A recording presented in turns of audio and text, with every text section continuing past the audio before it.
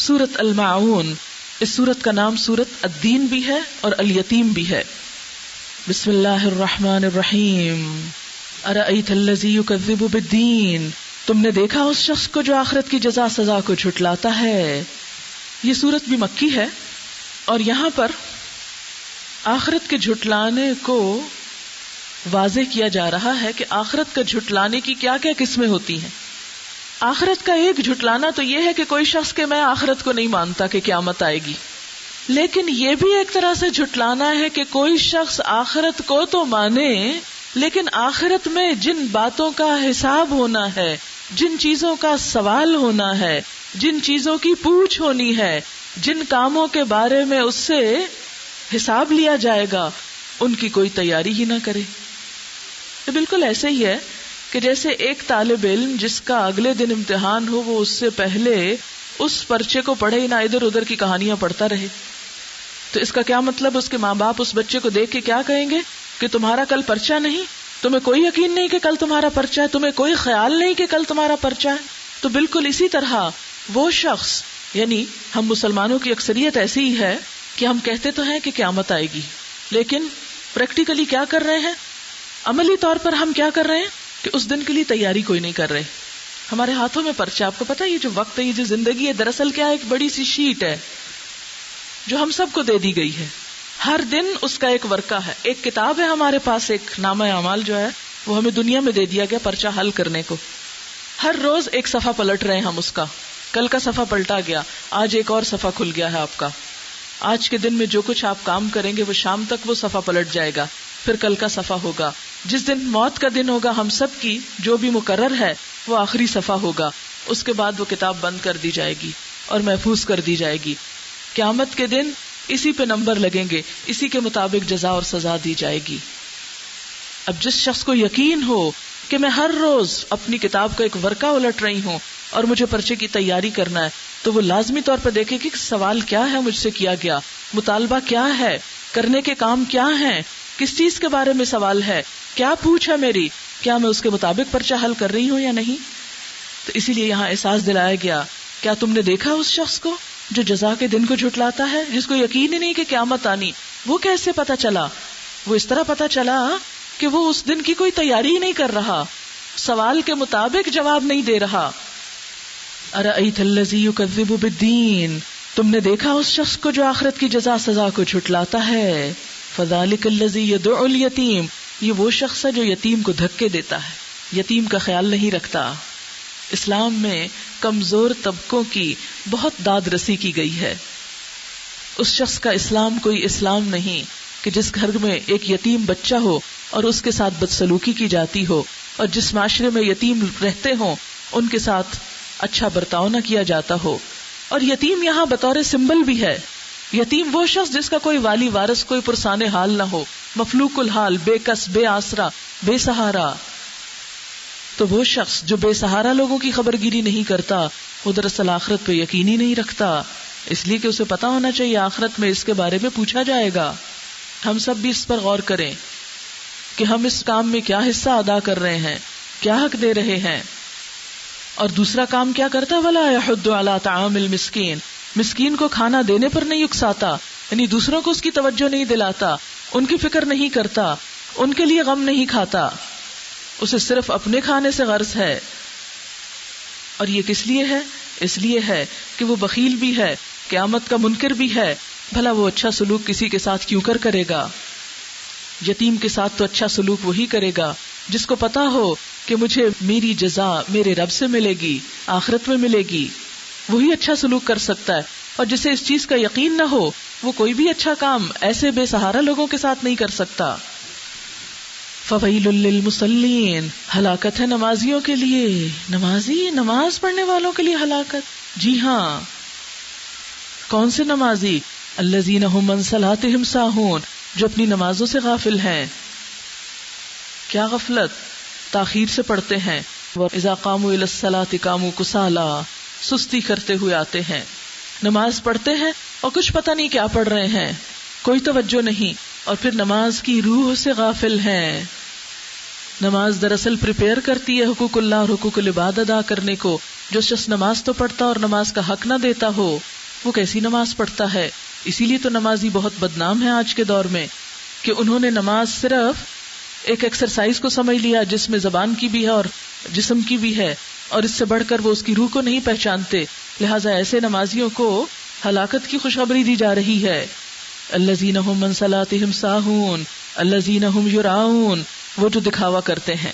اور کس طرح دکھاوا کرتے ہیں؟ جب کوئی دیکھنے والا تو بڑی اچھی نماز پڑھتے ہیں، نماز میں بھی دکھاوا کرتے ہیں، یا نماز کے علاوہ بھی عام زندگی میں دکھاوا کرتے ہیں. آپ کو پتا ہے کہ ریاکاری دکھاوا دراصل کیا ظاہر کرتا ہے؟ کہ ایک انسان کو اللہ کی ذات پہ بھروسہ نہیں، وہ لوگوں سے ہی صلہ چاہتا ہے، لوگوں کو دکھا دکھا کے کام کرتا ہے، کوئی بھی نیکی کا کام. آج ہم سب کو غور کرنا ہوگا کہ ہماری زندگیوں میں تو یہ خرابی کہیں نہیں گھس گئی. آپ دیکھیں کہ ہمارے ہاں شادی بیاہ میں ریاکاری، دین کے کاموں میں ریاکاری، صدقہ خیرات میں ریاکاری، چھوٹی سی نیکی کر کے پھر اس کا اشتہار دیتے رہتے ہیں. تو جو شخص اللہ کے لیے کام کرتا ہے وہ بے نیاز ہو جاتا ہے کہ کسی کو اس نیکی کا پتہ چلا ہے یا نہیں چلا. اور ریاکاری کی ضرورت کس کو پیش آتی ہے؟ اس کو جو اصل نیکی کا کام نہیں کرتا، تھوڑا سا کر کے اسے دکھا کے نیک ثابت کرنا چاہتا ہے اپنے آپ کو. جو شخص بہت سے نیکی کے کام کر رہا ہے اسے تو اسی سے غرض ہے کہ مجھے اور کیا کرنا ہے، اس کو اس کی فرصت نہیں اور وقت نہیں کہ وہ نیکیوں کے اشتہار دے اپنے. لیکن جو شخص برے کاموں میں ملوث ہے، اندر خانے چور ہے، دل کا کالا ہے، اندر سے خرابی ہے اس کے دل میں ابھی تک، لہٰذا وہ کیا کرتا ہے؟ لوگوں پہ اپنی اچھائی ثابت کرنا چاہتا ہے، تھوڑا سا اچھا کام کر کے اسے اتنا مشہور کرنا چاہتا ہے، پھیلانا چاہتا ہے تاکہ زیادہ سے زیادہ لوگوں کو اس کی اچھائی کی خبر ہو اور لوگ اس کے بارے میں برا نہ سوچیں. گلٹی کانشیس ہے جو شخص، اندر سے اس کو پریشانی لاحق ہے، اس کو احساس ہے کہ مجھے اچھا ہونا چاہیے لیکن وہ اچھائی اتنی کرتا نہیں جتنی اس کو کرنی چاہیے، تو اس کا ضمیر اسے ملامت کرتا ہے. اس ملامت کا حل وہ کیا نکالتا ہے؟ کہ تھوڑا سا کام کر کے بڑا سا اشتہار دیتا ہے اس کا. الذین هم یراؤون، جن کی زندگی دکھاوے پر مشتمل ہے. ویمنعون الماعون، اور روک لیتے ہیں ضرورت کی چھوٹی سی چیز بھی. یعنی جب شادیوں کے موقع ہوتے ہیں بڑی بڑی رقمیں خرچ کرتے ہیں، اور جب کسی ہمسائے کو چھوٹی موٹی چیز کی ضرورت ہوتی ہے تو وہ بھی دینے کو راضی نہیں ہوتے. اور آپ دیکھیں کہ ہم سب کے گھروں میں کتنی فالتو بیکار چھوٹی چھوٹی چیزیں جن کو ہم بلا وجہ سنبھال کے رکھے اور کہیں ان کو استعمال نہیں کرتے، وہ ہم کسی کو دینے کو تیار نہیں ہوتے. لیکن ایک ایک شادی کے جوڑے پر ہزاروں روپے اٹھتے ہیں، ایک ایک فنکشن کی سجاوٹ اور دکھاوے پر ہزاروں خرچ ہو جاتے ہیں اور کچھ بھی فکر نہیں ہوتی. تو پوری صورت کا جسٹ کیا ہے کہ جو معاشرہ آخرت پر ایمان رکھتا ہوگا اس کی کوششوں کا رخ بھی آخرت کی طرف ہوگا، وہ تعمیری کام کرے گا. بسم اللہ الرحمن الرحیم. انا آتیناک الکوثر فصل لربک وانحر ان شانئک هو الابتر. جیسا کہ آپ جانتے ہیں کہ نبی صلی اللہ علیہ وسلم نے جب بے لوث بے غرض ہو کر خالص دین کی طرف لوگوں کو بلایا، جس کا مقصد اپنی ذات سے جوڑنا نہیں تھا، لوگوں کو اللہ سے جوڑنا تھا، تو نتیجہ کیا ہوا؟ لوگ آپ سے کٹ گئے. خود غرض ہوتے ہیں نا لوگ، جب آپ ان کے لیے کام کرتے ہیں تو وہ آپ سے خوش ہوتے ہیں، جب آپ اللہ کے لیے کام کرتے ہیں تو لوگ آپ سے ناراض ہوتے ہیں. ظاہر ہے کہ انسانوں کے مفاد کو زد پہنچتی ہے تو وہ بھلا آپ سے خوش کیوں کر ہوں گے. آپ صلی اللہ علیہ وسلم نے جس دین کی دعوت پیش کی، جو دین لوگوں کے سامنے پیش کیا، اس میں محض اللہ کی رضا ہی مقصود تھی. نہ کوئی ریاکاری تھی، نہ دکھاوا تھا، نہ شہرت تھی، اور نہ ہی ہلڑ بازی، اور نہ ہی ایسی ایکسائٹمنٹ، نہ کوئی ایسا نعرہ کہ جسے سنتے ہی کراؤڈز جمع ہو جائیں. اتنی صاف ستھری دعوت تھی کہ جس پر لوگ سوچ سمجھ کر اس کی طرف آئے. ایک ایک جب آیا تو اتنے پختہ طریقے سے آیا کہ اس کے اوپر پتھر بھی رکھ کر اسے دھوپ میں لٹایا گیا تو وہ اپنے کہے سے باز نہ آیا، پوری یقین کے ساتھ، پوری استقامت کے ساتھ. لیکن ہوا کیا کہ آپ کے اس طریقے دعوت کی وجہ سے آپ کا اپنا خاندان، معاشرہ سب آپ سے کٹ گئے، آپ کو تنہا چھوڑ دیا گیا. چند ایک قریبی گنے چنے لوگ آپ کے ساتھ تھے اور باقی سب آپ کو خیر بات کہہ گئے. وہ لوگ جو کل تک آپ کو صادق و امین کہتے تھے آج آپ کو سلام کر گئے کہ ہمارا آپ کا کوئی واسطہ نہیں، کوئی تعلق نہیں. آپ سوچیں دین کے راستے میں اگر آپ کے رشتہ دار آپ کو چھوڑ جائیں، تھوڑی دیر کے لیے سوچیں سب، آپ کے گھر والے آپ کو نکال دے، خیر بات کہہ دے، نکل جاؤ، چلے جاؤ، ہم نہیں بولتے تم سے، ہمارے تم کچھ نہیں لگتے، آپ کا کیا حال ہو؟ سب سے بڑا دکھ جو انسان کو پہنچتا ہے گھر والوں کی طرف سے پہنچتا ہے، جب وہ بے رخی کرتے ہیں، جب وہ کوآپریشن نہیں کرتے. ایسے میں انسان سوچتا ہے شاید میں ہی کچھ غلط کر رہا ہوں. بعض اوقات انسان احساس کمتری کا شکار ہو جاتا ہے، بعض اوقات انسان بہت دکھی، غمگین اور پریشان ہو جاتا ہے. اور اس پر مستضاد یہ کہ جو آپ کے نرینہ اولاد تھی وہ بھی ایک کے بعد ایک بیٹا آپ کا فوت ہوتا چلا گیا. آزمائشوں کا دور تھا، حضرت خدیجہ بھی فوت ہو گئیں، اور بھی آپ کے ساتھ پریشانیاں ہوئیں، آپ کو وہ گھاٹی میں بند کر دیا گیا. ہر طرف سے دنیا داغ دیتی گئی، داغ مفارقت بھی، داغ تنہائی بھی، تانے بھی، پتھر بھی، بائیکاٹ بھی، سب کچھ. پھر انسان سوچتا ہے یہ ساری آفتیں مجھ پر آخر کس لیے آئیں؟ میں تو اچھا بھلا تھا، میری تو معاشرے میں بڑی عزت تھی، میری اتنی شہرت تھی، اتنے لوگ میرے ساتھ تھے، یہ کیا چیز ہے جس نے مجھے سب سے کاٹ کے رکھ دیا اور سب میرے مخالف ہو کر رہ گئے، میں تنہا ہو گیا ہوں، اب کیا کیا جائے؟ ایسے میں انسان سخت پریشان ہوتا ہے. تو اس پر کیا بتایا گیا کہ انا آتیناک الکوثر، ہم نے آپ کو خیر کثیر عطا کر دی. یہ مکی دور کی صورت ہے. آپ پریشان نہ ہو، آپ دکھی نہ ہو، جس رب کے لیے آپ نے یہ سب کچھ چھوڑا اس رب نے آپ کو خیر کثیر عطا کر دی. انا آتیناک الکوثر. اور کوثر کے کئی ایک معنی کیے گئے ہیں. اچھا، کوثر کا جو لفظ ہے اس کا کوئی ترجمہ اردو میں نہیں ہو سکتا، شاید دنیا کی کسی زبان میں بھی نہ ہو سکے. ایسی بھلائی جس کا تصور نہیں کیا جا سکتا، یہ کثرت سے مبالغے کا صیغہ ہے. تو مراد اس سے یہ ہے کہ آپ کو ایک بھلائی نہیں، بھلائیوں کا ایسا مجموعہ، ایسا کچھ عطا کیا گیا کہ جس کا آپ تصور نہیں کر سکتے، اتنا کچھ نصیب ہوا، خیر کثیر. پھر کوثر سے مراد وہ نہر بھی ہے جو جنت میں آپ کو عطا کی جائے گی، وہ حوض بھی ہے جس سے اہل جنت میں آپ سے پانی پینے کے لیے سب سے پہلے جا ملیں گے اور پہنچیں گے. اور کوثر سے مراد دنیا کی فتوحات اور دنیا میں آپ کے نام کی بلندی بھی ہے، اور دنیا میں آپ کا ذکر کا بلند ہونا بھی ہے، اور آخرت کا اجر و ثواب بھی ہے، مقام محمود پر بھی آپ کا پہنچنا ہے. یہ ساری بھلائی جو محمد رسول اللہ صلی اللہ علیہ وسلم کے حصے میں آئی، یہ آج تک دنیا کے کسی اور انسان کے حصے میں نہیں آئی، اس لیے کہ آپ نے اللہ کی راہ میں قربانی بھی سب سے زیادہ کی. تو ہم نے آپ کو حوض کوثر عطا کیا، خیر کثیر عطا کی، نہر کوثر عطا کی. حوض کے بارے میں ایک حدیث سن لیجئے. نبی صلی اللہ علیہ وسلم نے فرمایا وہ ایک حوض ہے جس پر میری امت قیامت کے روز وارد ہوگی. بخاری میں آتا ہے میں تم سے آگے پہنچنے والا ہوں، تم پر گواہی دینے والا ہوں، خدا کی قسم میں اپنے حوض کو اس وقت دیکھ رہا ہوں. حضرت ابو برزہ الاسلمی سے پوچھا گیا کہ آپ نے حضور سے حوض کے بارے میں کیا سنا ہے؟ انہوں نے کہا ایک نہیں، دو نہیں، تین نہیں، چار نہیں، پانچ نہیں، بار بار سنا ہے. جو اسے جھٹلائے اللہ اسے اس کا پانی پینا نصیب نہ کرے. اور پھر اسی حوض کے بارے میں جب حضور صلی اللہ علیہ وسلم سے ملاقات کا پوائنٹ ہے حشر کے میدان میں، اس کے بارے میں آتا ہے خبردار رہو، میں تم سے آگے حوض پر پہنچا ہوا ہوں گا اور تمہارے ذریعے دوسری امتوں کے مقابلے میں اپنی امت کی کثرت پر فخر کروں گا. اس وقت میرا منہ کالا نہ کرنا، خبردار کچھ لوگوں کو میں چھڑاؤں گا، کچھ لوگ مجھ سے چھڑا لیے جائیں گے. میں کہوں گا اے پروردگار یہ تو میرے ساتھی ہیں. وہ فرمائے گا نہیں، تم نہیں جانتے انہوں نے تمہارے بعد کیا نرالے کام کیے.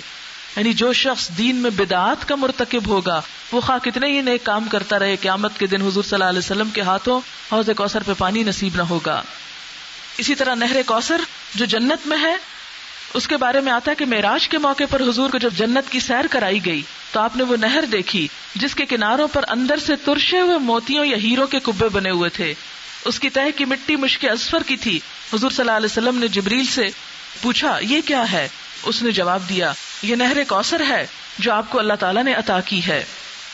یعنی اگر دنیا نے آپ کے ساتھ بائیکاٹ کر دیا ہے تو اللہ نے جنت میں آپ کے لیے ایک بہترین نہر رکھی ہے کہ جس کا حسن اور جس کی خوبی ابھی آپ نے ملاحظہ کی. اچھا، جب اللہ نعمتیں عطا کرے، نعمتوں کے وعدے کرے تو پھر کرنا کیا چاہیے؟ فصلی لربک، اپنے رب کے لیے نماز پڑھو. جب بھی اللہ کوئی نعمت دے، اور نعمتوں میں سب سے بڑی نعمت دین کی سمجھ ہے، من یرد اللہ بہ خیرا یفقہہ فی الدین، قرآن کی سمجھ ہے، تو جب اللہ یہ نعمت دے تو اس موقع پر بھی کیا کرنا چاہیے؟ فصلی لربک، اپنے رب کے لیے نماز پڑھو. ونحر، اور قربانی کرو، یعنی کچھ صدقہ خیرات کرو. ونحر، نحر اونٹ کے حلقوم میں نیزہ یا چھری مار کر اسے ذبح کرنا ہے، یعنی بڑی قربانی مراد ہے. دوسرے جانوروں کے گلے پہ چھری پھیری جاتی ہے. اونٹ چونکہ بڑا جانور ہوتا ہے تو اسے لٹانا مشکل ہوتا ہے، تو پہلے کھڑے کر کے اس کے حلق میں چھری لگائی جاتی ہے، نوک جس سے اس کا خون بہنے لگتا ہے، تو پھر وہ اذا وجبت جنوبها وہ لیٹ جاتا ہے، اس کے بعد اس کو پورا ذبح کر لیا جاتا ہے. تو یہاں مراد اس سے کیا ہے کہ جب اللہ تمہیں کوئی نعمت دے تو نماز پڑھو اور صدقہ کرو، یعنی جسمانی عبادت بھی اور مالی عبادت بھی. ان شانئک ھو الابتر، یقیناً آپ کا دشمن وہی جڑ کٹا ہے.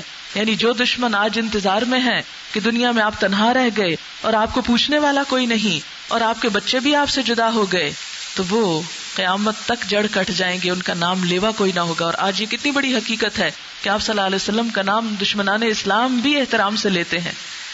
دی ہنڈریڈز میں مائیکل ہارٹ نے جو حضور صلی اللہ علیہ وسلم کو نمبر 1 رکھا ہے، اور ہمیں اس کی سرٹیفکیٹ کی ضرورت نہیں. آپ صلی اللہ علیہ وسلم کا نام ہر اذان، ہر نماز، کلمے کے اندر، ہر جگہ پر، ہر مجلس میں جو دین کے نام پر ہوتی ہے آپ کا نام بلند کیا جاتا ہے. لہٰذا آپ کو جو خیر کثیر عطا ہوئی اس کا مشاہدہ ہم دنیا میں بھی کر رہے ہیں کہ اتنی خیر اور بھلائی اور عزت کا مقام اور احترام کسی دوسرے انسان کو نصیب نہیں ہوا، اور آخرت میں بھی یہ نعمتیں آپ کو نصیب ہوں گی. سورۃ الکافرون. بسم اللہ الرحمن الرحیم.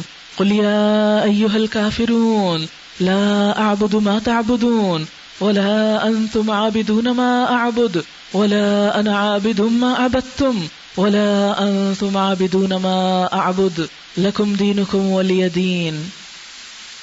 نبی صلی اللہ علیہ وسلم اس سورت کو فجر کی سنتوں میں پہلی رکعت میں پڑھتے تھے، دوسری میں قل ھو اللہ پڑھتے تھے. حضرت خباب کہتے ہیں کہ نبی صلی اللہ علیہ وسلم نے مجھ سے فرمایا جب تم سونے کے لیے اپنے بستر پر لیٹو تو قل یا ایھا الکافرون پڑھ لیا کرو. خود حضور کا بھی یہی طریقہ تھا، جب سونے کے لیے لیٹتے تھے تو یہ سورت پڑھتے تھے. ابن عباس کا بیان ہے کہ نبی صلی اللہ علیہ وسلم نے لوگوں سے فرمایا میں تمہیں بتاؤں وہ کلمہ جو تم کو شرک سے محفوظ رکھنے والا ہے، وہ یہ ہے کہ سوتے وقت قل یا ایھا الکافرون پڑھ لیا کرو. حضرت معاذ بن جبل سے فرمایا سوتے وقت قل یا ایھا الکافرون پڑھ لیا کرو کیونکہ یہ شرک سے برات ہے. طواف کی 2 رکعتوں میں بھی آپ پہلی رکعت میں یہ سورت پڑھا کرتے تھے، تو اللہ آپ کو نصیب کرے تو اس وقت بھی اس سنت کو تازہ رکھیں. بہرحال یہاں پر جیسے کہ سورت سے ظاہر ہے کہ کافروں سے اعلان برات ہے. آپ کو یاد ہوگا کہ جب اسلام کی دعوت شروع میں پھیلی اور شروع میں آپ نے اس کا آغاز کیا تو کفار مکہ نے پہلے سمجھا کہ شاید یہ 4 دن کی دیوانگی ختم ہو جائے گی، ایسے ہی شاید کوئی خواب دیکھ لیا ہے، شاید کوئی جن کا سایہ ہو گیا ہے یا کوئی اور ایسی کیفیت ہو گئی ہے آپ پر، تو یہ انشاءاللہ چند دنوں میں دور ہو جائے گا. لیکن دن ب دن دیکھا کہ آپ تو اور پکے ہوتے جا رہے ہیں، لہٰذا انہوں نے ایک اور چال چلی کہ آپ کو مختلف لالچ دیے جائیں. ان لالچوں میں کیا تھا کہ جس سے چاہیں آپ کی شادی کر دیتے ہیں، جتنا مال چاہیں لا کے جمع کرتے ہیں، اگر بادشاہت چاہیں تو وہ آپ کو دے دیتے ہیں، کمپرومائز کر لیں ہم سے، ایک دفعہ ہمارے بتوں پہ اچھا ہاتھ رکھ دیں ہم آپ کے خدا کو مان لیں گے. لیکن اس کیفیت کو مکمل طور پر ختم کر دیا گیا اور بار بار کی تکرار سے تاکیداً بتا دیا گیا کہ تمہارا راستہ کوئی اور ہے اور ہمارا اور. کفر اور اسلام ایک جگہ پر جمع نہیں ہو سکتے. مسلمانوں کی ڈائریکشن، مسلمانوں کی منزل، مسلمانوں کا طریقہ کار سب کچھ مختلف ہے اہل کفر سے. یہ 2 متضاد چیزیں ہیں جو ایک جگہ جمع نہیں ہو سکتی. لہٰذا یہ سورت اتار کر پوری طرح اعلان کر دیا گیا قل یا ایھا الکافرون، کہہ دیجئے اے کافرو لا اعبد ما تعبدون، میں نہیں عبادت کرتا جس کی تم عبادت کرتے ہو. تم ان پتھر کے بتوں مخلوق کی عبادت کرتے ہو اور میں اس خالق کی عبادت کرتا ہوں. میں اور تم برابر کیسے ہو سکتے ہیں؟ خالق اور مخلوق برابر نہیں تو دونوں کے پوجنے والے ایک جگہ جمع کیسے ہو سکتے ہیں؟ ولا انتم عابدون ما اعبد، اور تم بھی عبادت کرنے والے نہیں ہو جس کی میں کر رہا ہوں، تم میری بات نہیں مانتے ہو. ولا انا عابد ما عبدتم، اور میں بھی عبادت نہیں کرنے والا جس کی تم کر رہے ہو. ولا انتم عابدون ما اعبد، اور نہ تم عبادت کر رہے ہو جس کی میں کر رہا ہوں. تو پھر اصل حقیقت کیا ہے؟ لکم دینکم، تمہارے لیے تمہارا دین، تمہیں تمہارا دین مبارک ہو. ولی دین، اور میرے لیے میرا دین. میں اپنے دین پر راضی اور مطمئن ہوں، مجھے اپنے دین پر اعتماد ہے کہ یہ ایک سچا دین ہے، لہٰذا مجھے تمہارے راستے کی طرف دیکھنے کی کوئی ضرورت نہیں. اور یہی پیغام ہے آج ہم سب کے لیے کہ اسلام کی خدمت اس وقت تک ہو نہیں سکتی جب تک اسلام پر اعتماد نہ ہو، جب تک اسلام کے بارے میں یقین نہ ہو. اور جب تک یہ کیفیت نہ ہو کہ یہ دین کسی دوسرے دین سے کوئی کمپرومائز نہیں کر سکتا، اس دین میں کسی اور ازم، کسی اور نظریے، کسی اور چیز کی کوئی پیچنگ نہیں ہو سکتی. یہ دین اپنی ہر حیثیت میں منفرد ہے. اپنے عقائد میں آپ نے جو کمپیریٹیو ریلیجنز پر مختلف دوسرے ادیان کے بارے میں پڑھا، اس کو ذہن میں لائیے کہ اپنے عقائد میں تمام ادیان سے مختلف کہ صرف ایک الہ کی عبادت. اپنی عبادات کے طریقوں میں سارے ادیان سے مختلف. نماز، روزہ، حج، زکوٰۃ، ایک ایک چیز، محض کوئی دیوانگی نہیں، کوئی ریچول نہیں، خرافات نہیں، با مقصد، با معنی اور مفید کام. اور پھر اپنے اخلاق میں، اخلاق کے جو اصول اور ضابطے دیے گئے، اپنے قانون میں، سیاست میں، معیشت میں، معاشرت میں، خانگی زندگی میں، خاندانی زندگی میں، لوگوں کے ساتھ تعلقات میں بالکل مختلف. باقی ادیان میں تو خانگی زندگی کے بارے میں کوئی خاص تعلیمات ملتی ہی نہیں، بلکہ وہاں تو ترک دنیا کا سبق سکھایا جاتا ہے، اور یہاں دنیا میں رہ کر عبادت کا تصور دیا گیا. اور اپنے معاملات میں سب ادیان سے مختلف، لہذا کسی اور دین کا اس دین کے ساتھ کوئی سمجھوتا کسی موقع پہ ہو ہی نہیں سکتا، کسی اعتبار سے کوئی مماثلت ہے ہی نہیں. اس لیے کبھی بھی مسلمان ہو کر کسی غیر مسلم کی مشابہت نہیں کرنی کسی بھی چیز میں. آج مسلمان زوال کا شکار کیوں ہوئے؟ اس لیے کہ وہ اپنی سوچوں میں غیروں کے محتاج ہو گئے، ان کی غلاموں والی سوچ ہو گئی، اپنی سوچ نہیں رہی. ان کا لباس، ان کی زبان، ان کی گفتگو، ان کا طرز زندگی، ہر چیز متاثر ہے غیروں سے. آپ دیکھیں کوئی دوسری زبان سیکھنا منع نہیں ہے، لیکن کسی بھی زبان کی مروبیت، کسی بھی زبان کی ہیبت، کسی بھی کلچر کی ہیبت یا اس کو معزز سمجھنا، اپنی زبان اور اپنے کلچر کو لک ڈاؤن کرنا، حقیر سمجھنا. جب قوموں کے اندر غلامی ہوتی ہے تو ان کا ضمیر، ان کی سوچ، ان کی ہر چیز بدل جاتی ہے، پھر انہیں اپنے اوپر اعتماد نہیں رہتا.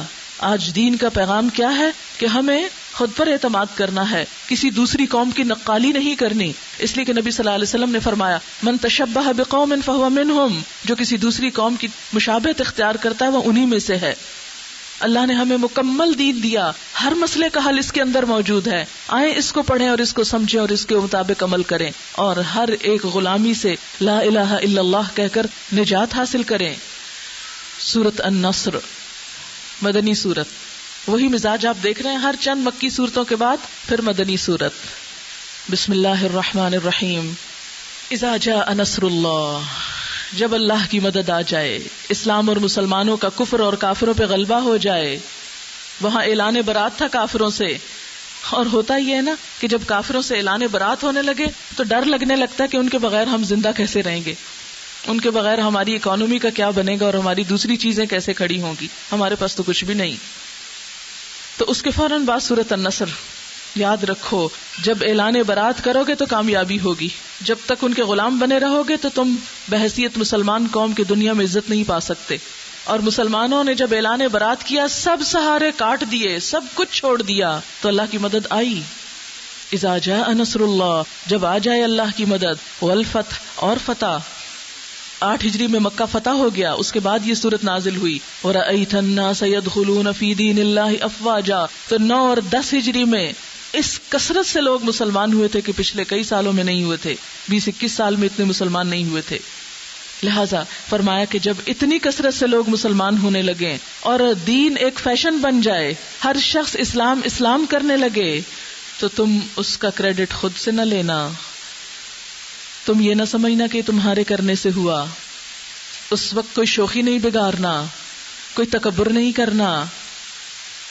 کیا کرنا ہے؟ فسبح بحمد ربک، رب کی حمد کے ساتھ اس کی تسبیح کرنا ہے، اللہ کو یاد کرنا ہے، اللہ کا ذکر کرنا ہے.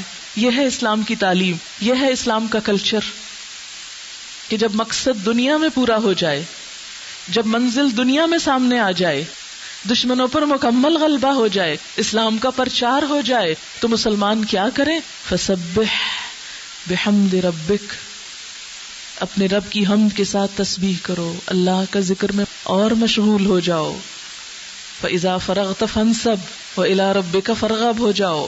واستغفرہ، اور اس سے بخشش مانگو کہ کہیں کوئی کمی نہ رہ گئی ہو، کہیں کوئی کوتاہی نہ ہو گئی ہو، کہیں کوئی اللہ کے معیار کے مطابق بات رہ نہ گئی ہو. واستغفر، یہاں گناہ کی بات نہیں، نبی صلی اللہ علیہ وسلم سے کوئی گناہ سرزد نہیں ہوا تھا. نبی کو استغفار کس پہ کہا جاتا ہے کہ کوئی کام خلاف اولا ہونے سے رہ جائے، اعلیٰ درجے سے کمتر درجے پہ آ جائے، حالانکہ وہ گناہ نہ بھی ہو. کہتے ہیں کہ صالحین کی جو نیکیاں ہوتی ہیں مقربین کے گناہ شمار ہوتے ہیں. عام لوگ جو نیکی کرتے ہیں، جس چیز کی عام لوگوں کو اجازت ہوتی ہے، مقربین کے لیے وہ ان سے قبول نہیں ہوتی، ان سے اس سے اعلیٰ درجے کی چیز چاہی جاتی. جو اللہ کے مقرب بنتے ہیں وہ عام لوگوں کے لیول پہ نیکی نہیں کرتے، اس سے کہیں آگے بڑھ کے کرتے ہیں. اس لیے فرمایا واستغفرہ، بخشش مانگو اس سے. سب کچھ کرنے کے بعد بھی استغفار، سب کچھ کر کے بھی استغفار. کوئی تکبر نہیں، کوئی غرور نہیں، عاجزی ہی عاجزی. انہ کان توابا، وہ بڑا ہی توبہ قبول کرنے والا، بڑا مہربان ہے. نبی صلی اللہ علیہ وسلم کو جب اصل مشن پورا ہو گیا تو اس وقت حمد و ثنا کا حکم دیا گیا. اور آج ہم سب کے لیے بھی ایک پیغام ہے کہ اس موقع پر جبکہ آپ کی زندگی کے ایک بڑے مشن کی، قرآن کے سمجھنے کی تکمیل ہو رہی ہے، تو اس کو کیسے سیلیبریٹ کرنا ہے؟ اللہ کے ذکر کے ساتھ، عاجزی کے ساتھ، اور زیادہ اللہ کے آگے جھک کے، فصلی لربک وانحر کر کے. وہ بڑا ہی مہربان ہے.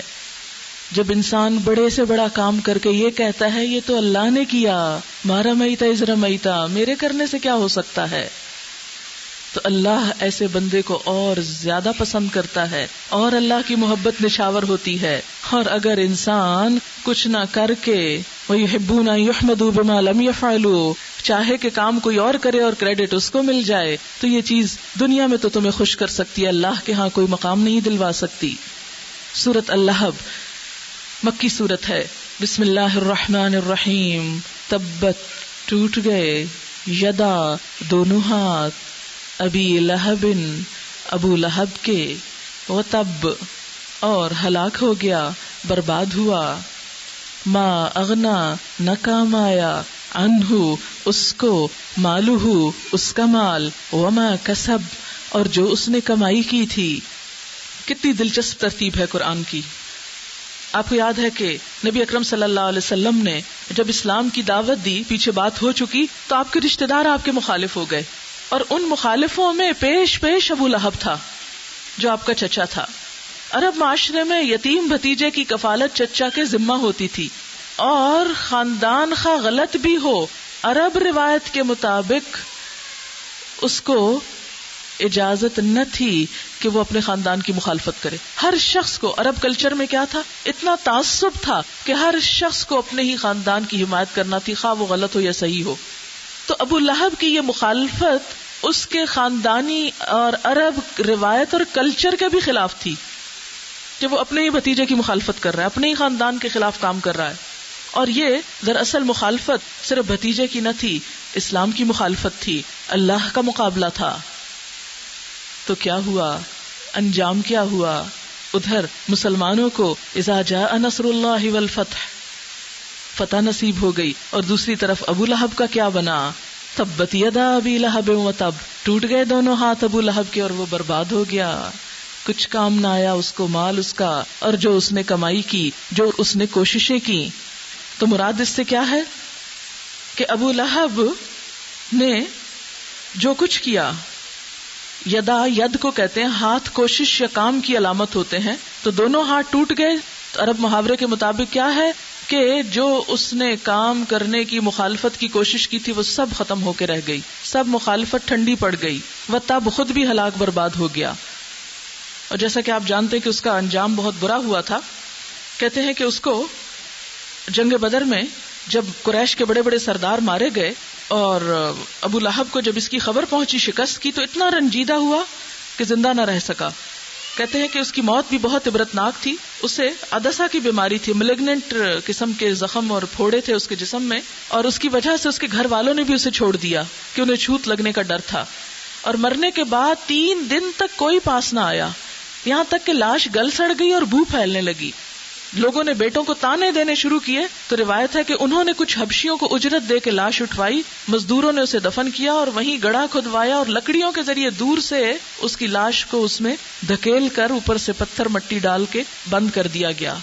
فرمایا وہ بھی ہلاک ہو گیا، برباد ہو گیا.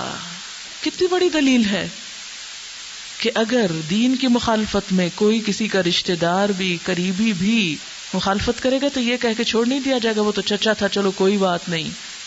تبت یدا ابی لہب، ابو لہب کی ساری کوششیں برباد ہوئیں، خود بھی ہلاک ہو گیا. ما اغنی عنہ مالہ، اس کا مال اس کے کام نہ ہے، بڑا مالدار انسان تھا، مال اس کو نہ بچا سکا. وما کسب، اور جو اس نے کسب کیا تھا، جو اس نے کوششیں کی تھیں. کسب کہتے ہیں انسان کے اولاد اور مال کو. اولاد اور مال کام نہ آئی، جو جاہ و منصب اور عزت اس نے بنائی تھی وہ خراب ہو گئی، ذلیل ہو کر رہا. اور پھر سیصلی نارا ذات لہب، ان قریب وہ ایک ایسی آگ میں داخل ہوگا جو شعلوں والی ہے، یعنی جہنم میں. اور نہ صرف یہ کہ وہ وامرأتہ، اور اس کی بیوی بھی، حمالۃ الحطب، جو ایندھن اٹھانے والی تھی، لکڑیاں اٹھانے والی تھی. اور عربی زبان میں شغل خوری کے لیے محاورہ بھی ہے حمالۃ الحطب کا. کہتے ہیں کہ کفار قریش کے پاس جا کر نبی صلی اللہ علیہ وسلم کی غیبت کرتی اور انہیں آپ کی عداوت پہ اکساتی تھی. اور نبی صلی اللہ علیہ وسلم کی ہمسائی بھی تھی، رات کو جنگل سے لکڑیاں کاٹ کے آپ کے دروازے پہ ڈالتی کہ صبح نماز کے لیے نکلے تو پریشان ہو. جب آپ کے گھر میں کھانا پک رہا ہوتا تھا تو دیوار پار سے گندگی پھینکتی تھی، اور ہر طرح سے اپنے شوہر کے ساتھ نبی صلی اللہ علیہ وسلم کو ستانے کے لیے، آپ کے مشن کو ناکام کرنے کے لیے سرگرداں تھی. تو یہاں ایک اور بات پتہ چلتی ہے کہ اگر کوئی عورت بھی دین کی مخالفت میں کام کرتی ہے تو اس کی بھی پکڑ ہوگی. کہا جاتا ہے کہ اس کے گلے میں ایک نہایت قیمتی ہار تھا اور قسمیں کھا کھا کے کہتی تھی، خدا کی قسم محمد صلی اللہ علیہ وسلم کی مخالفت میں اس ہار کو بیچ کر خرچ کر دوں گی. یعنی اتنا عزیز ہار ہے جو کسی کام پہ نہیں خرچ کر سکتی، کسی کو نہیں دے سکتی، لیکن محمد کی دشمنی میں اس کو بھی بیچوں گی. اسی لیے اسے سنایا گیا فی جیدہا حبل من مسد، اس کے گلے میں کھجور کی مضبوط بٹی ہوئی رسی ہوگی کہ قیامت کے دن اس رسی کے ساتھ اس کو جہنم میں گھسیٹا جائے گا، اس کو ذلیل اور رسوا کیا جائے گا. تو اس میں اصل پیغام ان لوگوں کے لیے ہے جو دین کی مخالفت کی کوشش کریں، خواہ وہ دنیاوی اعتبار سے کتنے بھی زبردست کوششیں کرنے والے اور کتنے بھی بڑے ہوں، لیکن اللہ کے ہاں ان کی کوئی قدر و قیمت نہیں اور وہ آخرت کی سزا سے بچ نہیں سکتے. وآخر دعوانا ان الحمد للہ رب العالمین. سبحانک اللہم وبحمدک، نشہد ان لا الہ الا انت، نستغفرک ونتوب الیک. والسلام علیکم ورحمۃ اللہ وبرکاتہ.